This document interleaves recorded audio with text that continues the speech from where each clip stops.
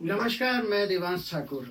हमारे सामाजिक कार्यकर्ता और भाजपा के वरिष्ठ नेता हैं माननीय मनोज सिंह जी।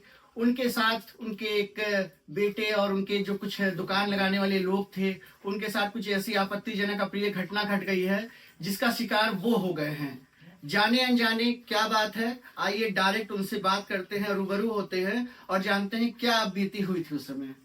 जी नमस्कार मनोज सिंह जी। नमस्कार। तो सर ये बताइए कि क्या ऐसी घटना हुई थी, क्या मामला था कि सुनने में आ रहा है 120 रुपए को लेकर के लड़ाई झगड़ा हो गया। उसके बाद बताया जा रहा है कि आपने अपनी पावर का गलत फायदा उठाया या फिर थाने को मैनेज किया। इस तरीके की अफवाहें उड़ रही हैं। इस अफवाहों से पर्दा हटाते हुए हमको बताइए, सत्य से रूबरू कराइए कि वास्तविकता में घटना हुई क्या थी। 9/18 पे हमारे दुकान पे, मैं तो वहाँ था नहीं, मेरा बेटा था और मेरे कर्मचारी थे। मैं वहाँ जाता भी नहीं, उस दुकान से मेरा कोई लेना देना एक मिनट आपको रुकना चाहिए। ये दुकान जो है आप लगवाते हैं या आपका पुत्र लगाता है, कैसे? नहीं, मेरे बेटे और मेरी पत्नी लगाते हैं। मेरा उस दुकान से कोई लेना देना नहीं है। मैं वहाँ जाता भी नहीं हूँ, बहुत कम जाता हूँ। कभी घूमने फिरने दोस्तों के साथ चाय पीने की इच्छा हुई तो चले गए, नहीं तो मैं जाता भी नहीं हूँ। आज के टाइम में बहुत बड़ी बात है कि आप इतने वरिष्ठ नेता हैं और आपका पुत्र कहते हैं इस तरीके से दुकान लगा रहा है, ठेला लगा रहा है, तो आपको कुछ शर्मिंदगी या इस तरीके से महसूस नहीं होता कुछ? सर, मुझे गर्व है अपने बेटे पे कि वो MBBS का छात्र है और पार्ट टाइम ठेलिया लगा के, छोटा सा काट लगा के अपना पॉकेट खर्च निकाल रहा है, तो मुझे गर्व है। और मैं आपको बताना चाहूंगा कि मैं एक संभ्रांत किसान परिवार में पैदा हुआ, माँ बाप का अकेला लड़का हूँ। मैंने भी मुंबई में, मुझे गर्व है कि मैंने मुंबई में ऑटो चलाया है, मैंने मुंबई में वॉचमैन का काम किया है। आज भले फॉर्च्यूनर और मर्सिडीज से चलता हूँ, लेकिन ये काम मैंने किया है। और मेरे नक्शे कदम पे अगर मेरा बेटा चल रहा है और एक MBBS का छात्र होने के बाद एक छोटा सा कार्ट लगा के अपना जीविकोपार्जन कर रहा है या अपनी पॉकेट मनी निकाल रहा है, तो मुझे उसके ऊपर गर्व है।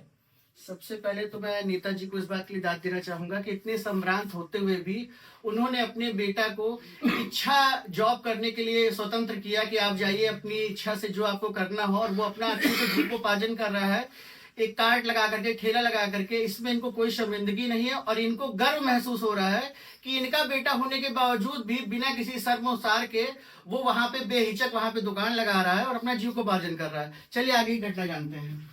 वहां मुझे जो बताया गया मेरे बच्चे द्वारा या मेरे स्टाफ द्वारा कि 9/18 पे प्रशांत श्रीवास्तव करके एक सज्जन है, जो कहा जा रहा है कि पत्रकार का परिवार है, पत्रकार का परिवार है। सारे पत्रकारों को मैं जानता हूं जो प्रसिद्ध पत्रकार जी जी जी, और उनकी मैं बड़ी इज्जत करता हूं, वो भी मेरी बहुत इज्जत करते हैं जी। किसी से मेरे बड़े भाई का संबंध है, किसी से मेरे छोटे भाई का संबंध है। अगर वो बड़े हैं तो मैं उनका पैर छू लेता हूं, अगर वो छोटे हो हमें नमस्कार करते हैं। हम लोगों के संबंध है, चाहे आप मनोज राजन त्रिपाठी से पूछ लीजिए, आप योगेश मिश्रा जी से पूछ लीजिए, अमितोष श्रीवास्तव, सबसे मेरे हेमंत तिवारी जी से पूछ लीजिए, मेरे अच्छे संबंध है जी जी। किसी व्यक्ति के सर पे लिखा नहीं होता है कि वो पत्रकार है। नहीं, ये बात तो बिल्कुल सही कह रहे हैं। वो सज्जन 9/18 पे हमारे दुकान पे आए, जो हमारे बेटे ने बताया जी। उन्होंने एक नॉनवेज बिरयानी की ऑर्डर किया जी। 120 रुपया उन्होंने पेमेंट किया जी।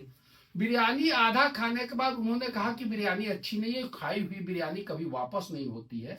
लेकिन फिर भी हमारे बेटे ने उनका 120 रुपया ऑनलाइन ही वापस कर दिया। उनके खाते से भी जानकारी की जा सकती है, मेरे खाते से भी जानकारी की जा सकती है, ऑनलाइन पेटीएम मशीन से भी जानकारी की जा सकती है। मतलब उन्होंने बिरयानी ऑर्डर की, उसको लिया, आधा खाया और कहा कि अच्छा नहीं, हमारा पैसा कहा कि अच्छा नहीं, पैसा वापस कर दो। उन्होंने ऑनलाइन वापस कर दिया। अब वो जन्मदिन की खुद ही कई जगह कहे हैं कि मैं जन्मदिन की पार्टी मनाने आया। हाँ, ऐसा उन्होंने बताया कि वो बच्ची के बर्थडे मनाने में जो पैगों का दौर चलता है, मुझे लगता है कि पैगों का दौर चला और उनको बार बार कहने के बाद भी उनको समझ में नहीं आ रहा था कि वो ऑनलाइन पैसा आ चुका है। उन्होंने कहा मुझे कैश पैसा दे दीजिए।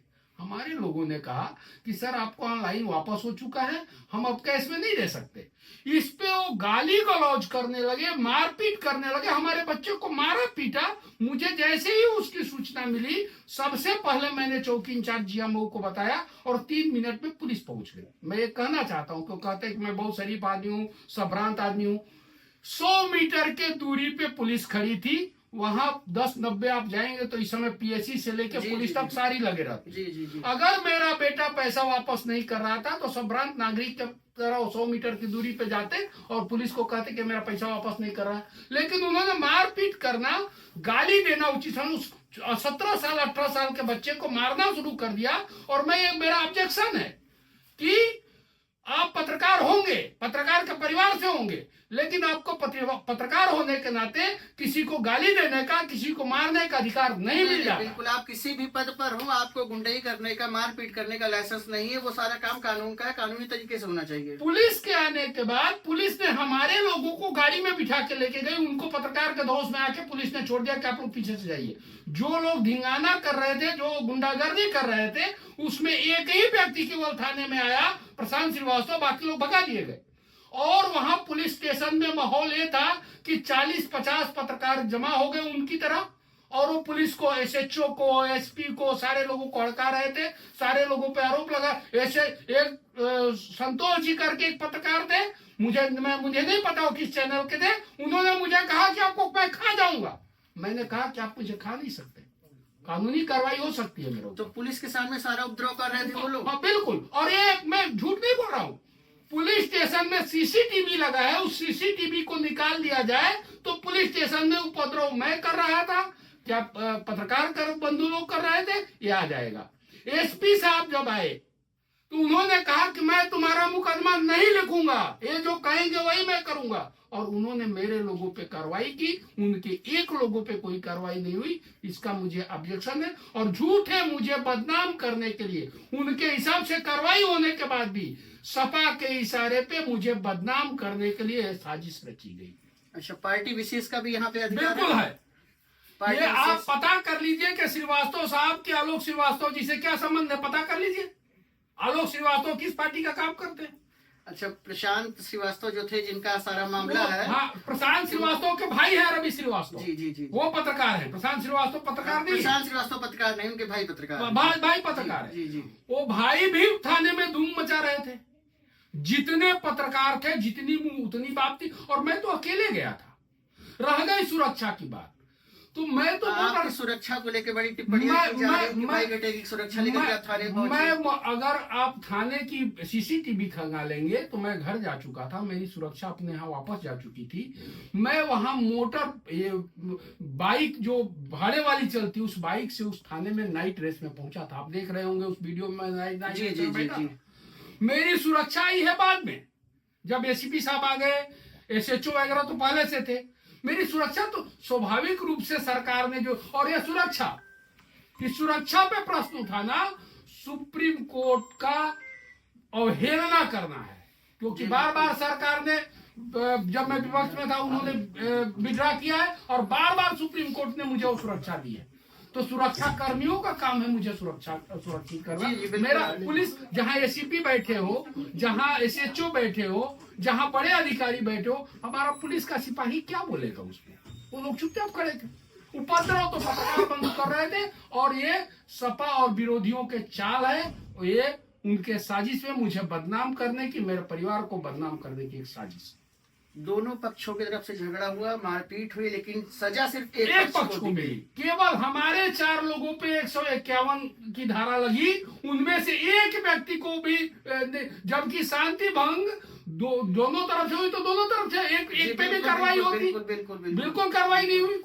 पुलिस तो, जो ये लोग आरोप करा रहे हैं कि पुलिस हमारे पक्ष में थी, मेरा आरोप है कि एसीपी से लेके बड़े अधिकारियों तक सारे की सारी पुलिस इनके पक्ष में थी। और इनको, मैं भाजपा का कार्यकर्ता होने के बावजूद भी एसीपी ने खुलेआम थाने में कहा कि मैं तुम्हारा मुकदमा नहीं लिखूंगा, चाहे तुम कोर्ट से जाके अपना मुकदमा 156(3) में लिखवा लेना। मतलब पुलिस ने अपनी मनमानी की किसी एक पक्ष की कार्रवाई की है, और आपको पूरी तरीके से अनदेखा कर दिया गया मुझे। और ये जो न्यूज चलाया जा रहा है, मुझे साजिश है बदनाम करने की। ये भ्रामक खबरें हैं जो फैलाई जा रही हैं, इस पे से आप पल्ला झाड़ रहे हैं सीधा सीधा कि ऐसा कुछ भी नहीं है। ऐसा कुछ नहीं है। वहां चटोरी गली के दुकानदारों से पूछ लीजिए, दुकानदार भी थाने में आए थे।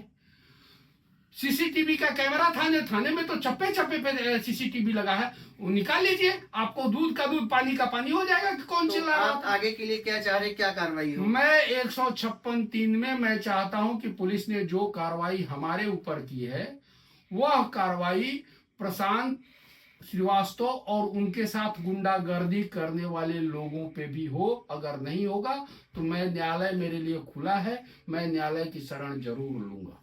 आप यहाँ क्या मानते हैं कि पत्रकारिता की गलती है या उन लोगों की गलती है जो अपने आप को पत्रकार बता रहे हैं? नहीं, पत्रकारिता की गलती मैं नहीं बोलता। पत्रकार में तो बहुत अच्छे अच्छे लोग हैं भाई जी पत्रकार में तो इतने अच्छे अच्छे लोग हैं जो मेरे लिए पूजनीय हैं। जी जी जी लेकिन पत्रकारिता के नाम पे जो पत्रकार संभ्रांत परिवार होगा, जी, जी, जी। पत्रकार होगा, वो 120 रुपए के लिए किसी छोटे बच्चे से झगड़ा नहीं करेगा, गाली गलौज नहीं करेगा। जी बिल्कुल। संभ्रांत परिवार नहीं कर सकता, संभ्रांत पत्रकार नहीं कर सकता ये सब, गाली गलौज, मारपीट करना, बच्चे को धक्का देना। आप वो देखते, अगर आप प्रशांत श्रीवास्तव की उम्र देख लीजिए और मेरे बच्चे का उम्र देख लीजिए, 17 साल का बच्चा है, 18 साल का, वो अंग मेच्योर्ड ही है। अगर प्रशांत श्रीवास्तव इतने मेच्योर्ड होते तो कहते कि तुम्हारे घर पे किसी बड़े से बात कराओ, और मुझसे बात करते, उनकी कोई समस्या होती मैं वहां पूछ के सॉल्व करता।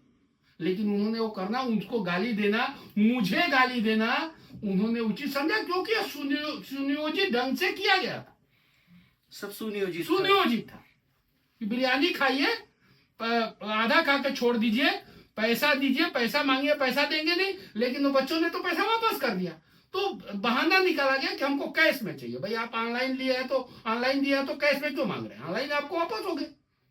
जबकि वह पैसा एक दिन बाद मुझे मिलता है, पेटीएम में जो पैसा एक दिन बाद मिलता है, फिर भी हमारे लोगों ने ऑनलाइन उनको वापस, और ये मशीन में निकाला जा सकता है। जी जी जी बिल्कुल।